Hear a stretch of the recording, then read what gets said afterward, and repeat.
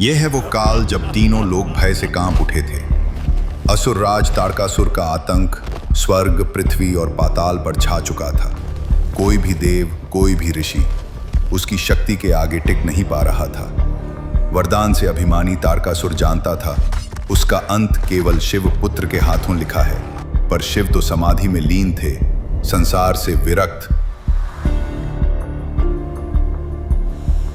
तभी पर्वतराज हिमवान की कन्या पार्वती संकल्प लेती हैं। वो तप करती हैं, अग्नि में खड़ी होकर, हिम में बैठकर, भूख प्यास त्याग कर। उनकी भक्ति से महादेव का हृदय पिघलता है, शिव और शक्ति का मिलन होता है और उनकी दिव्य ऊर्जा से जन्म लेता है एक ऐसा तेज जिसे संभालना देवताओं के लिए भी असंभव था। यह दिव्य ज्योति मैं धारण करूंगा। यह भविष्य का वह शस्त्र है जो अंधकार को चीर डालेगा। आओ अग्नि, यह तेज मुझ में प्रवाहित हो। मैं इसे सरवन वन तक ले जाऊंगी जहां इसका रूप प्रकट होगा। और तभी सरवन वन में कमल की पंखुड़ियों सा एक बालक जन्म लेता है। 6 मुख वाला, 6 दिशाओं का ज्ञाता। उसका नाम पड़ा कार्तिकेय। देव कन्याएं कृतिका उसका पालन करती हैं और माँ पार्वती उसे प्रदान करती हैं शक्ति का शूल।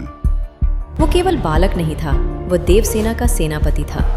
उसका वाहन मोर और उसका अस्त्र वेल, उसकी दृष्टि में आकाश की ज्वाला और उसकी मुस्कान में युद्ध की ललकार। देवगण उसकी जय जयकार करते हैं, पर युद्ध भूमि उसकी प्रतीक्षा कर रही थी। ये क्या, एक बालक? देवताओं, क्या यही तुम्हारा उद्धारक है? मैं तारकासुर हूँ, अजेय हूँ। इस बच्चे का मुझ पर कोई प्रभाव नहीं।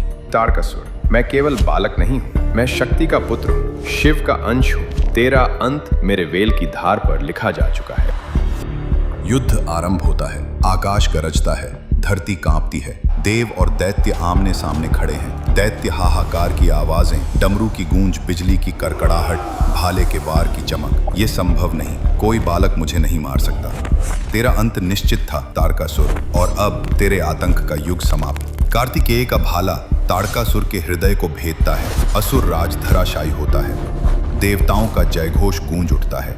जय स्कंद, जय कार्तिकेय, जय महाशक्ति के पुत्र। और इस प्रकार जन्मा वो वीर जो केवल युद्ध का देवता नहीं, बल्कि साहस, बुद्धि और विजय का प्रतीक बना।